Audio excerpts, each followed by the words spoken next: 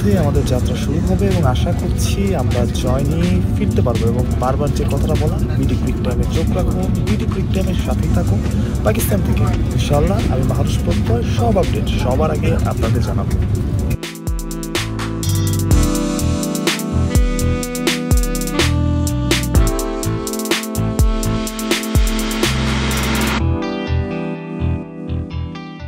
থাইল্যান্ডে যেহেতু পাকিস্তানের সরাসরি কোনো ফ্লাইট নেই, তাই থাইল্যান্ড হয়ে যেতে হচ্ছে এবং আমি আসলে খুব বেশি সময় পাবো না, কারণ হচ্ছে এখানে আমার ঢাকা থেকে ফ্লাইটটা 50 মিনিট ডিলে ছিল। সো আমার হাতে আসলে খুব বেশি সময় নেই, তাই হাতে হাতে ভিডিওটা করা।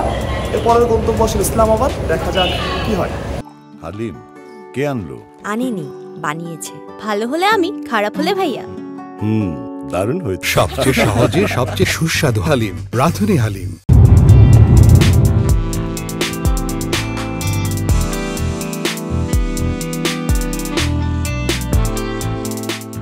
ভারতের বিপক্ষে হার, তবে চ্যাম্পিয়ন্স ট্রফি এখনও শেষ হয়ে যায়নি। বাংলাদেশ দল পাকিস্তানে আর তার সঙ্গী বিডি ক্রিক টাইম। ক্রিকেটের সব খবর, বাংলাদেশ দলের সব খবর সবার আগে পেতে আর বিশেষ করে এই চ্যাম্পিয়ন্স ট্রফিতে বিডি ক্রিক টাইমের সাথেই থাকুন।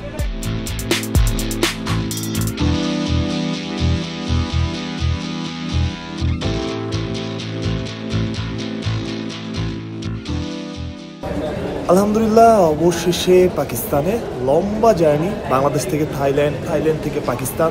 যেমনটা শুরুতেও বলছিলাম, আসলে বাংলাদেশের চ্যাম্পিয়ন্স ট্রফির জার্নি কিন্তু এখনও শেষ হয়ে যায়নি, কারণ এখনও 2টা ম্যাচ বাকি। 2017-র কথা যদি আপনাদের মনে থেকে থাকে তাহলে হয়তো মনে আছে যে একটা ম্যাচ জিতেও বাংলাদেশ দল চ্যাম্পিয়ন্স ট্রফির সেমিফাইনাল খেলেছিল।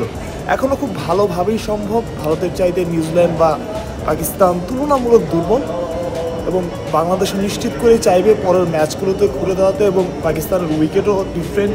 সো সেই ডিফারেন্ট উইকেটে আর রাওয়ালপিন্ডিতে তো বাংলাদেশের টেস্ট জয়ের সুখস্মৃতি আছেই। আশা করি সেই সুখস্মৃতি নিয়ে বাংলাদেশ দল ঘুরে দাঁড়াবে, পরের 2টা ম্যাচ জিতবে এবং সেমিফাইনাল খেলবে। যেটা বলছিলাম শুরুতেই, যে বাংলাদেশ দলের সব খবর, সব আপডেট সবার আগে বিডি ক্রিক টাইমে পেতে চোখ রাখুন এবং বিডি ক্রিক টাইমের পাশেই থাকুন। মাহরুজ প্রত্যয়, বিডি ক্রিক টাইম।